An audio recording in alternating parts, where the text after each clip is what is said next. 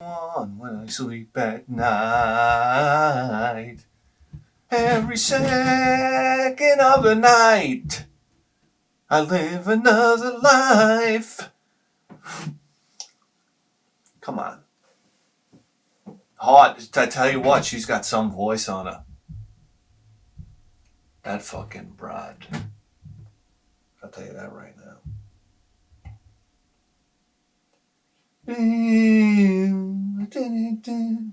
I walk through a plate glass window. What was she talking about? I walk through a stained glass window without a cut? Boy, oh boy. Walking through a stained glass window. What kind of fucking dreams are you having, honey? All right. What do you got here?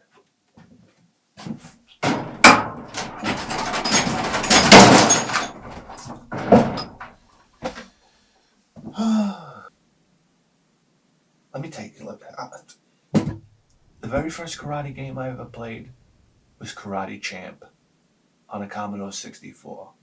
I remember going over to my buddy Todd's house, and he put on Karate Champ, and it was just like, you really have to understand how ingrained karate, kung fu, ninjas was just ingrained into a little boy in the 1980s. I mean, you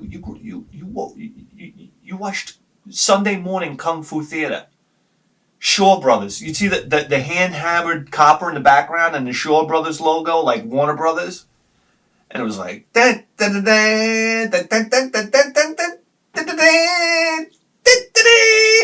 it was like you were in for a whirlwind ride. You were going to see Gordon Liu, number one, the greatest Kung Fu practitioner of all time. You were going to see movies like Master Killer, Return to the 36 Chambers, Shaolin vs. Ninja, Fist of the Drunken Master. Are you kidding me? These movies. I remember there was one Kung Fu movie. I don't know the name of it. It was like this one arrogant guy in the beginning. He would go into he would just walk into somebody's karate school and decimate them and then talk shit about their karate. Oh, it was fantastic. So he walks in and he walks in all chin up, into a karate school. And they're like, "Who are you?" And the guy's like, never mind that or whatever. And they're like, "Where are you from?" And he goes just like this. He goes, "I'm from a faraway place, all the way from hell." It's like the greatest line of all time. Oh my God. So what are we doing? We're playing karate. He puts on Karate Champs. Now, Karate Champ on the boring scale is like an 11.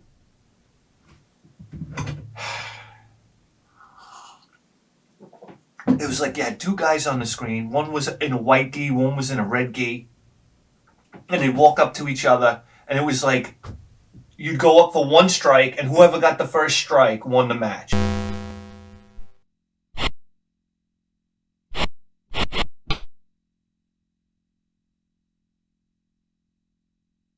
What is that called? Match karate? Match set karate? Shooting karate? It's the kind of shit that you used to see on Wide World of Sports.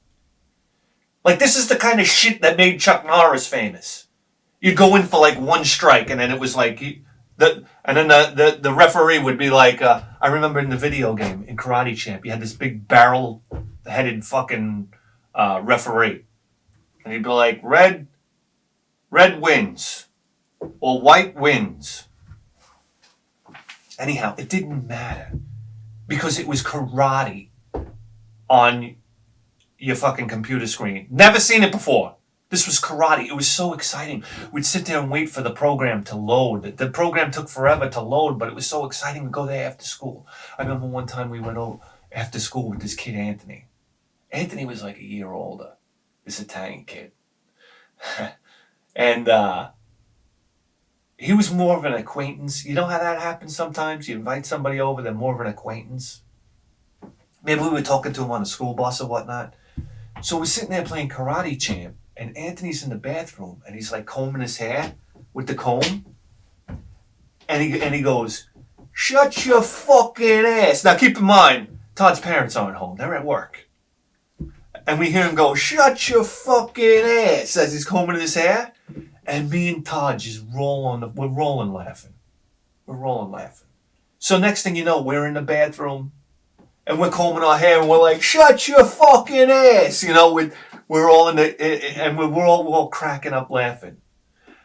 And all of a sudden, you hear, "Hey!"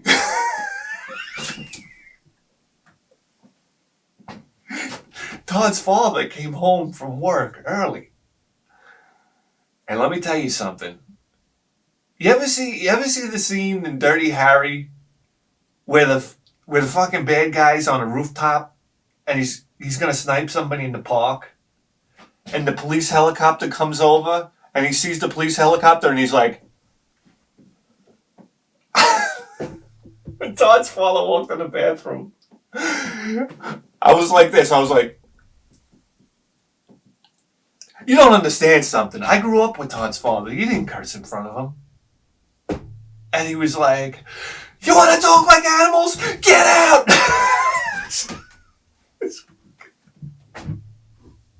I think I ran home crying. Because I thought he was going to tell my parents, and the consequences of that were huge. Anyhow, the Karate Champ. That was it. That was the first one. Then it was over Rex's house playing The Last Ninja. By the way, which we absolutely had no idea how to play. You gotta understand something. We would go and get burnt copies of Burnt. These pirated discs, either from kids at school, or I remember we had this guy Scott on Phil's Paper Route who used to pump out these pirated discs. And you get these discs, sometimes they had 30 games on them. You're like, what? This is like magic. It was like magic. It was 30 games on one disc. That was the great thing about the Commodore 64, man. Because you're a kid with no money. And your parents weren't buying you games. With Commodore 64, I don't think I saw one game in the box. I saw one game in the box growing up, and that was F-15 Strike Eagle. Rex had it, the simulator. And we'd read the manual, and the manual came with was like this phone book. And this was serious. We were going on these missions. We had to read the book, and I was the bombardier. All right? Which basically meant nothing. It meant I sat there and I watched Rex do the bombing. No, but... So, you'd pop in these games. Half of them didn't work, by the way. You'd sit there and you'd load them. You'd try to load them for a half an hour, and they wouldn't load. And then finally you had to give up on them. And you would try again later on, and sometimes they would load. Jesus, the mystery involved with the Commodore 64. And you had to type in this command, quotes, 8, end quote, 2-2, 1, I was like, what's going on here? We're typing in secret codes. We're cracking the system, and then games would be cracked by Eagle Team, and you'd have this amazing music.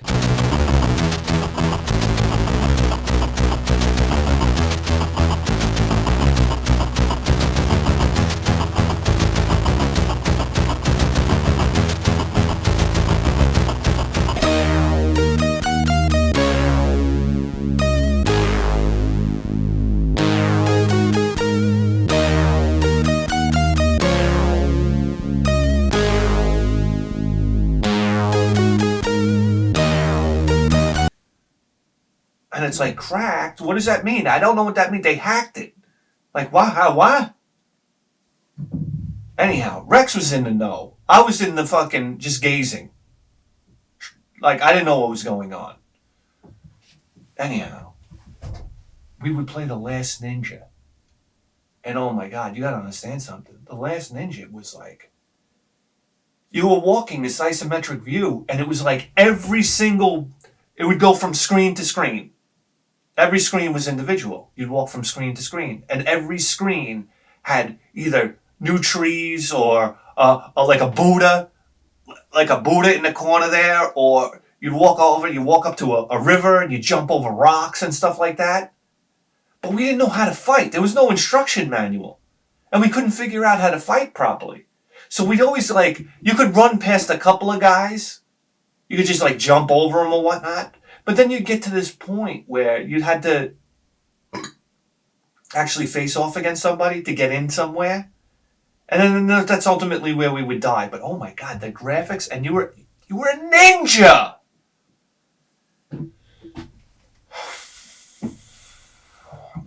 And then that music. Music.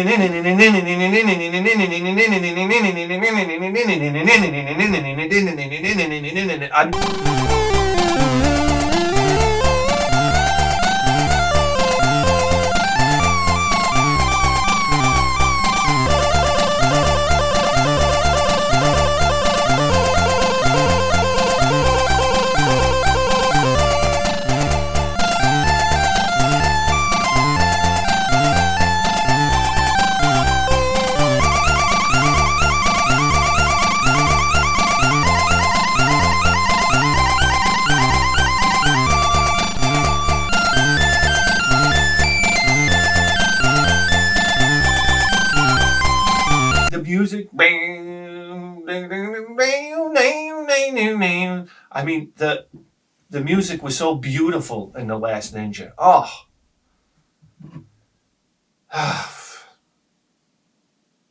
Amazing game. I just wish we knew how to play. I knew we pushed forward in that game. We would try. It was we always would try. You know.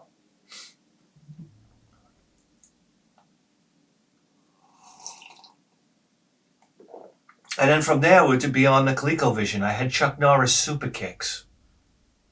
Oh my God. Listen, I loved the game just purely because it was karate. Karate games got so much slack, even if they were horrendous.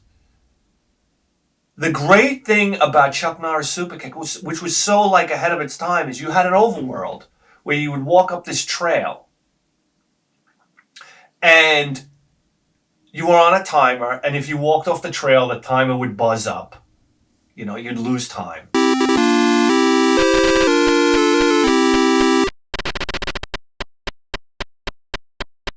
But that was basically stupid. But all of a sudden, you would stop almost like in a role-playing game. You would go into a fighting mode.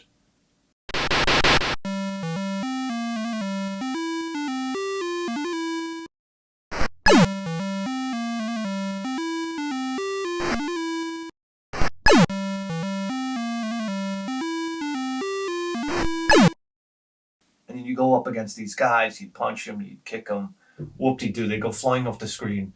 Once in a while, they throw a shuriken at you. And then you were back in the overworld, and you would go up this trail, and then the trail would branch 3 ways. And you go one way, and there was a random tree that would pop up. As you were walking, the tree would pop up and block the way. But it was random every time you played, so you don't know which path you had to take. And eventually it would burn up time. And then you would get into this temple. And I remember I got up to the temple. And I think I even beat the game. But the game, I guarantee it just looped again. And maybe got a little more difficult. Which was always so frustrating. It was always so frustrating. I mean, that was another great thing about the original Super Mario Brothers. When you beat Super Mario Brothers, you got an ending. This was a revolutionary thing. Getting an ending. I mean, we all talk about Super Mario Brothers and what a groundbreaking game it was. It was also groundbreaking for another reason. We got an ending. And for a console game, they weren't giving you endings in ColecoVision games. They weren't giving you endings in Atari games. I'm sorry. So that was a thing.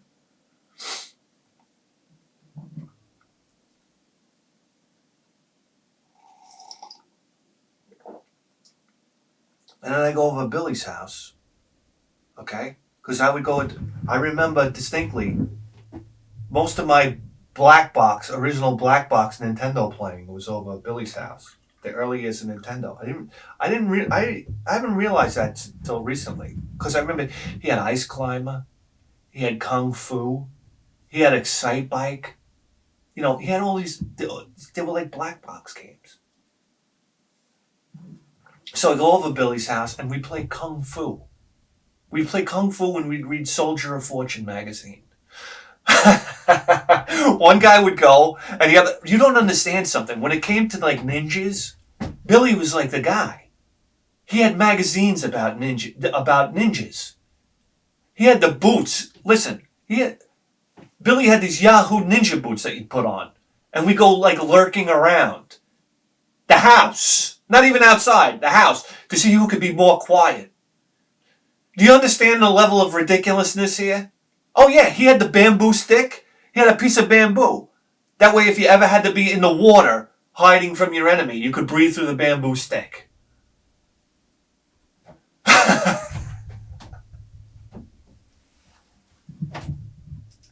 You got to understand something here. I'm going to tell you something right now. If there was karate on TV, wow, everything stops. If there was kung fu on TV, the earth came to a stop. If there were ninjas, if you knew there were ninjas on TV, say you were over at Billy's house and you had to go and all of a sudden you saw ninjas on TV, all right? Like on a movie. And you came home and your sister's there watching fucking My Little Ponies. You grab her by the hair and just like drag her out of the room and to go back in and turn ninjas on. Ninjas stopped everything. There was something so mystical about ninjas. It was what every kid in the 80s wanted to be, a ninja. Throwing stars. We go over to Billy's house. We were throwing Chinese stars in the backyard. We were trying to make flash bombs. Like, look, we take a Roman candle and break it open and put the powder inside of like a piece of toilet paper with like a rubber band around it and like light it and throw it on the floor and run away. Anyhow, then we started playing Kung Fu on the NES. And boy, oh boy, let me tell you something. Kung Fu was a huge leap in karate games.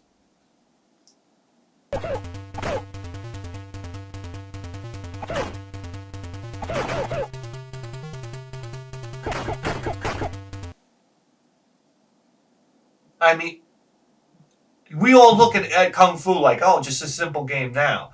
But Kung Fu, man, whoa. I mean, it might have been one of the games that we played more than anything else, Kung Fu.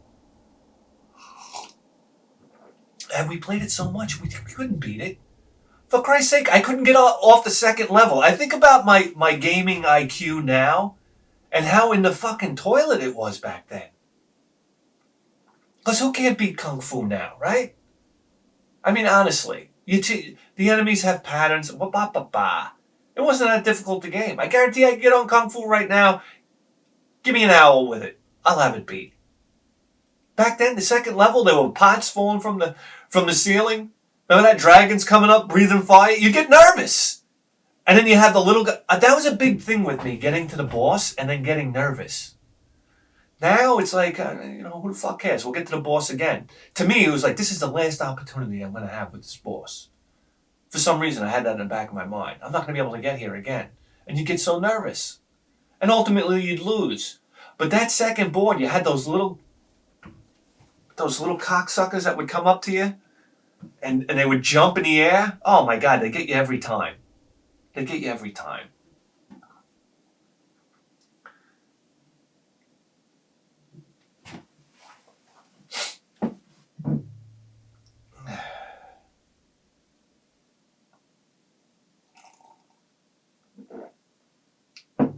Sip of coffee for Kung Fu.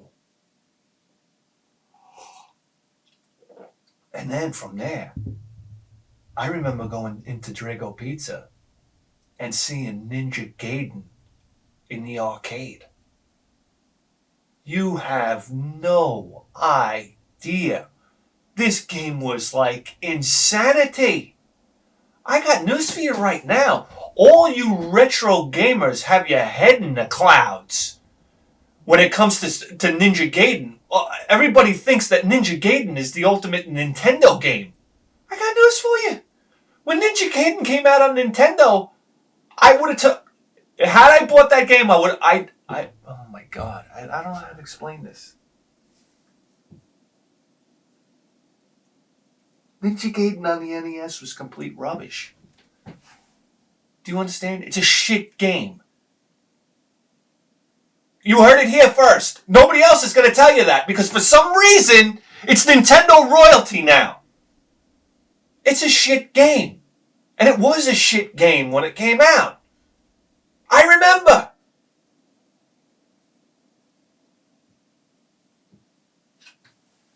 I played it over Mike's house. I don't know how to explain to you. Listen, the first time I played Ninja Gaiden on the NES, I was so disappointed. You gotta understand what this game was in the arcade, man. This was no it's just a side-scrolling platformer. This was a beat 'em up in the arcade. I mean, you could do these cartwheel kicks over these guys and throw them into a popcorn wagon.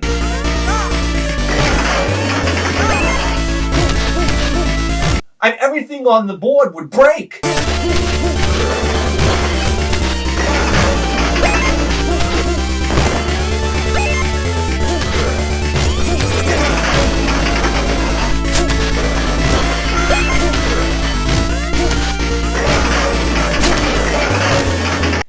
You could hang on to Pepsi signs and kick guys.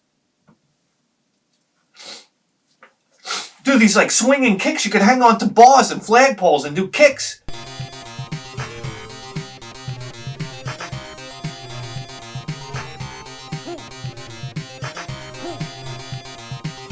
And break fire hydrants and break everything on the screen. Everything on the screen you could break. That was new. That was new. That was something that you couldn't do before. It was like mass destruction. And you're kicking guys' asses. And the next thing you know, you had these big fat guys that would come out with telephone poles. And they're swinging telephone poles at you. You're like, holy shit.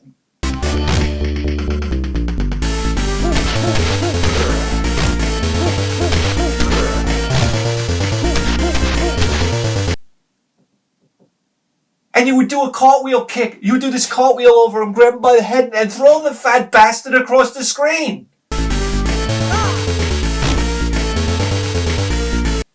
Do you get it? And when that first boss came out and he broke through the wall and he has the tattoo on his back, you're like, wow, you're playing something very special here.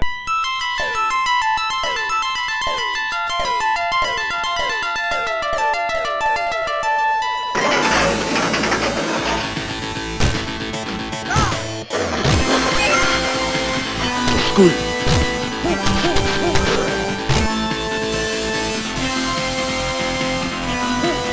Good.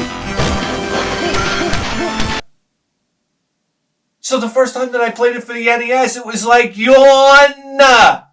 It was like a big fucking yawn, and the game was too fucking hard. And every time you got hit, it would throw you back, and you'd fall off a fucking platform. And you say, this isn't what I signed up for.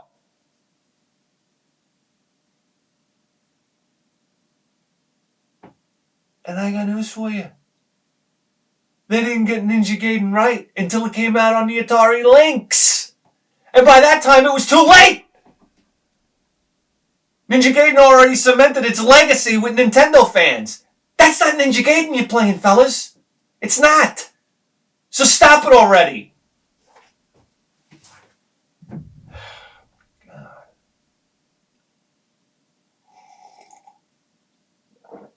It's a torture device. It's not a good game. It's a torture device.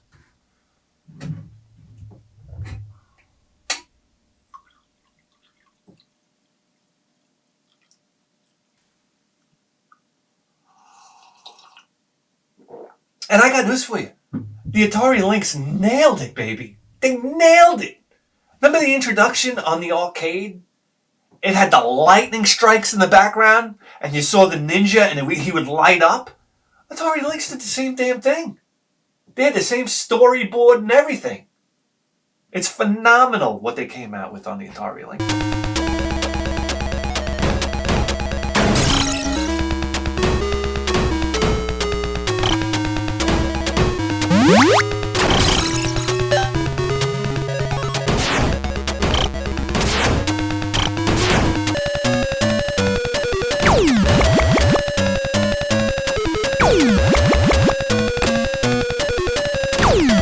It was amazing the way the Atari Lynx was able to reproduce that game.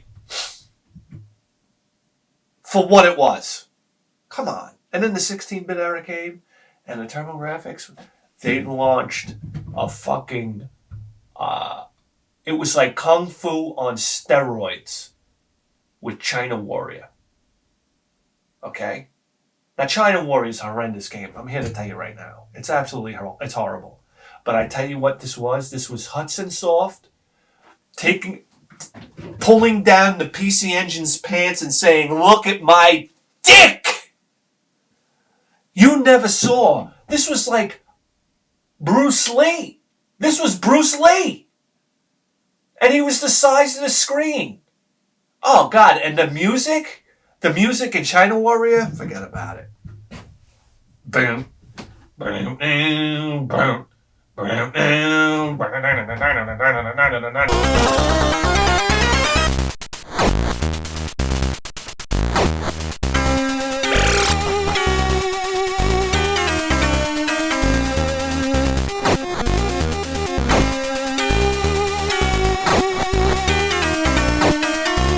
I mean, this was intense. The graphics in China Warrior were intense. Okay, and this is what the TurboGrafx was trying to accomplish. The TurboGrafx, nobody could do the big sprites like the TurboGrafx 16. Nobody can run them like the TurboGrafx 16. I'm sorry. Legendary Axe, you had these big bosses running around. I mean, this is it. And this was TurboGrafx. I guarantee you the only reason why they made China Warrior is so they could show it in the commercials. And then they could all sit there and laugh when you bought the game. The crushing thing about China Warrior is, I remember you fight the same boss like 3 times in a row before the bosses change. Remember that? You fight that black guy, the black guy in the military fatigues. You fought him on like 2 stages before you even... Anyway, it was like Kung Fu, right? And so was Vigilante. Remember Vigilante? Oh yeah. That was like Kung Fu too. And I'm going to tell you something right now. One of the hardest cover arts you're ever going to see is Vigilante on the PC Engine. I think it's one of the greatest cover arts of all time. It's shocking. It's shocking. Oh my God. Vigilante was like Kung Fu with pumped up graphics and a bit of a better storyline.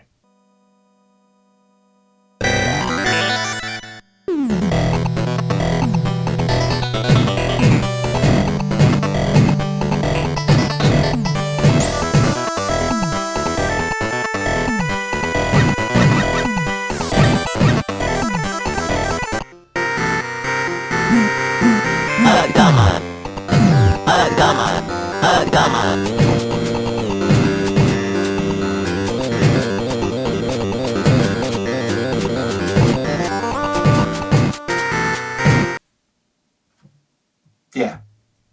Oh, yeah. And then on the Sega Genesis, they were pumping out Shinobi. Shinobi, I was like, It was good.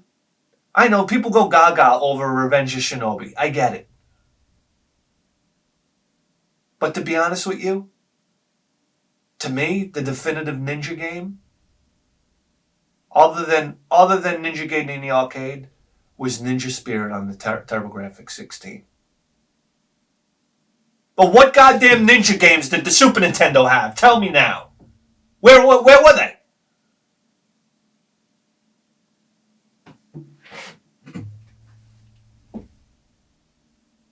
But the ultimate Ninja game, for me, was Ninja Spirit on the TurboGrafx 16. This game, guys, when this game came out, this game was unreal.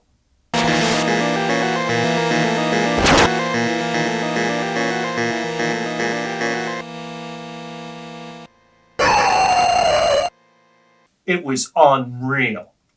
You were this fast moving ninja running around with a sword. I mean, you had all these power ups.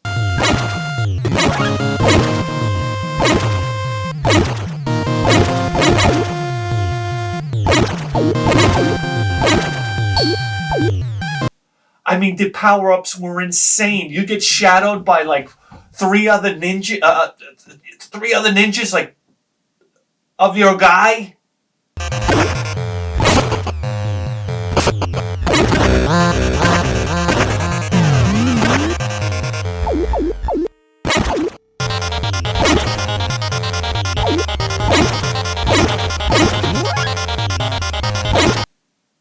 And I mean, you had to like throw these bombs, and you had these sword power ups, and you'd have these weapons like this grappling hook that you'd throw out, and you'd whiz around. And when you had three different ninjas behind, three of the same ninja behind you, you'd whip these grappling hooks were going all over the screen.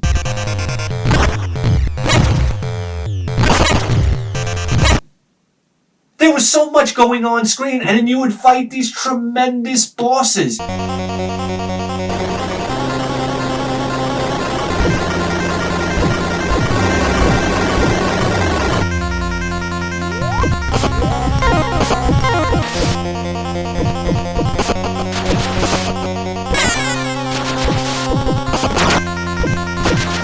It was fast moving, it was fast paced. It was beautiful graphics. And the sound, the music was unreal.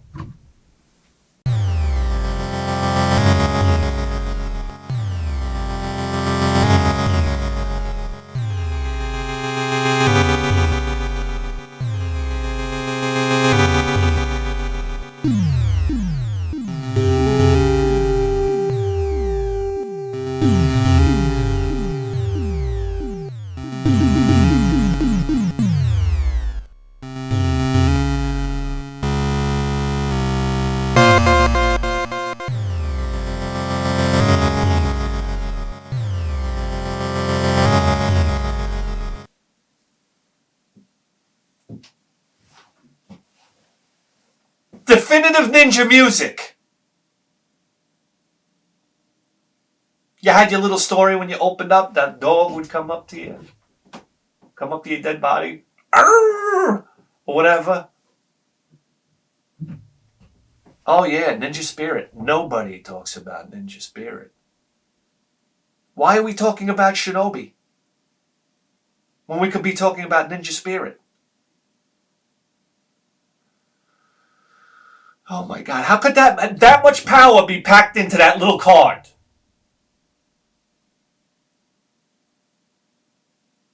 And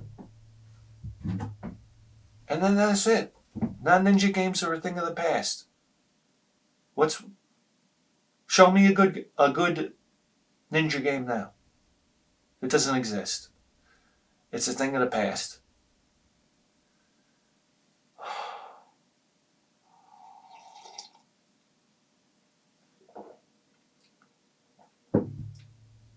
You know, I think about Billy sometimes, and we were so into, throwing knives and throwing shurikens and just like martial arts training and learning the ways of the warrior.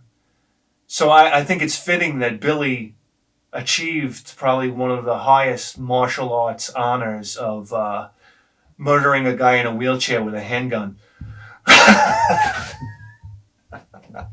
No, listen, I don't like the joke. Listen, you just tuned in to the greatest video game program in the history of human civilization. And you better believe that. With a 4K face!